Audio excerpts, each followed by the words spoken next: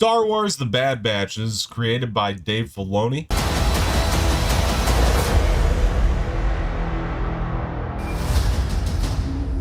Of course, Dave Filoni is no stranger to the Star Wars universe. You guys probably know him as creator of Star Wars The Clone Wars animated series, or director of Star Wars The Clone Wars the animated movie, or the creator of Star Wars Rebels the animated series, or more recently the co-creator of Star Wars The Mandalorian, the latest live action series from the franchise.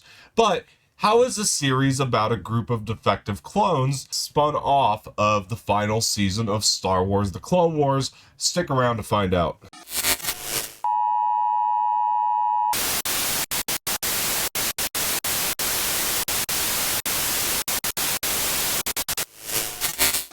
Okay, so basically the premise of Star Wars The Bad Batch is we are following the group of defective clones that we were introduced to in the final season of the Clone Wars, aka season 7 of the Clone Wars. And so this series takes place after Order 66, the event where obviously all of us Star Wars fans know that the clone troops have now betrayed the Republic to create the Empire under the order of Emperor Palpatine. Execute Order 66.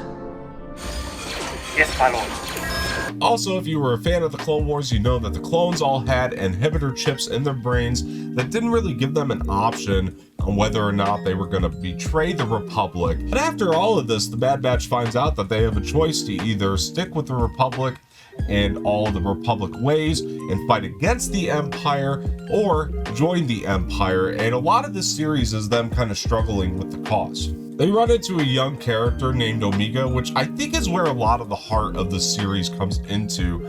I was a really big fan of the dynamic between the character of Hunter and the character of Omega. I am a big fan of the character of Hunter, seeing as how he is kind of modeled after Rambo. He does look a lot like Rambo, honestly, when you look at him, and I'm pretty sure that was the idea that Dave Filoni was going for here. And of course, when this show started, a lot of people said that Omega was annoying, a lot like they said about Ahsoka Tano when Filoni had introduced Ahsoka to this universe. But over time, of course, Omega became a much more likable character, and she became much more a part of the heart of what the show was, and I find that to be very enjoyable. Filoni always kind of knows where to add the heart in all of his shows. Another interesting dynamic to this plot, though, is that we have a character named Crosshair who is really struggling and really walking the tightrope on whether or not to join the Empire or stay on the side of his brothers, which are the Bad Batch. Now, by the end of the series, I was kind of like surprised by the way that they followed up on his ultimate decision here, and it's a really, really interesting take. And I think that the finale was one of the best parts of this entire series. It's the reason you go into the show, in all honesty, even though you had to get through 16 episodes to get there.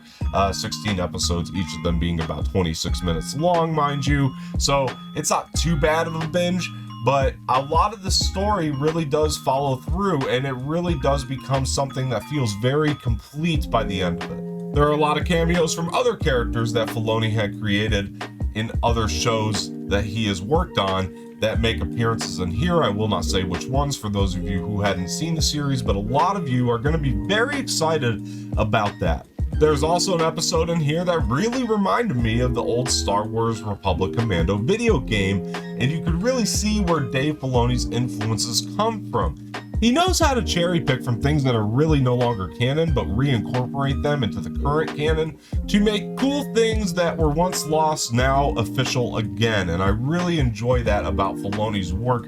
He really gets it. He really knows what works in the Star Wars universe and what doesn't work in the Star Wars universe. All that said, everybody has a bad day at the office. Now, I'll tell you, most of these episodes, about 90% of them, had me feeling like this.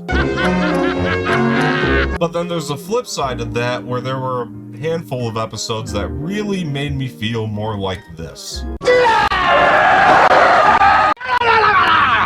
So what is the main motivation behind watching Star Wars The Bad Batch? Should you watch this season?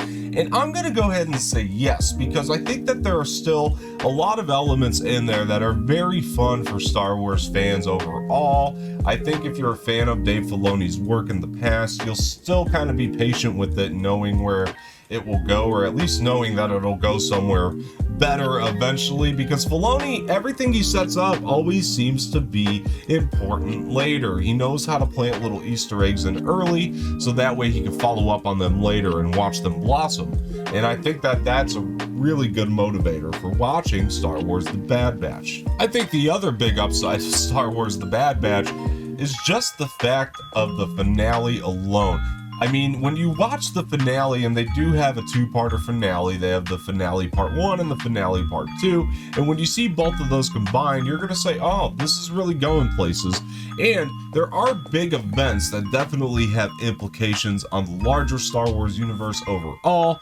And I think if you're a Star Wars fan at all, you should maybe check it out. Another thing I want to mention here is the score. The score is phenomenal throughout. It really keeps you on the edge of your seat at many different moments. And also, the other thing about this that's so great is the animation. The animation has improved vastly since when Filoni first started doing animation for Star Wars.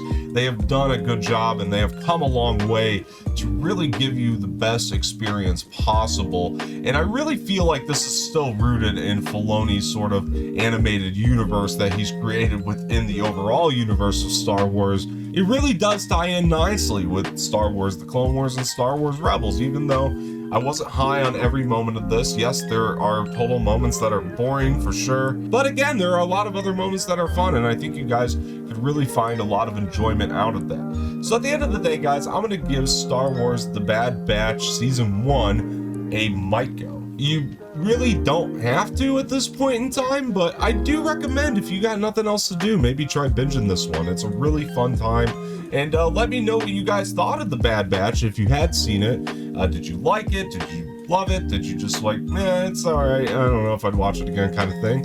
Where are you at on that? And please, before you go, hit that like button below, subscribe to the channel, leave some feedback in the comment section, share this with your friends, and hit that bell for notifications, and you will get further updates on the future content that we have here at Anorax Entertainment. I've been Don MartinO. Thank you guys for joining so much, and we'll see you guys next time.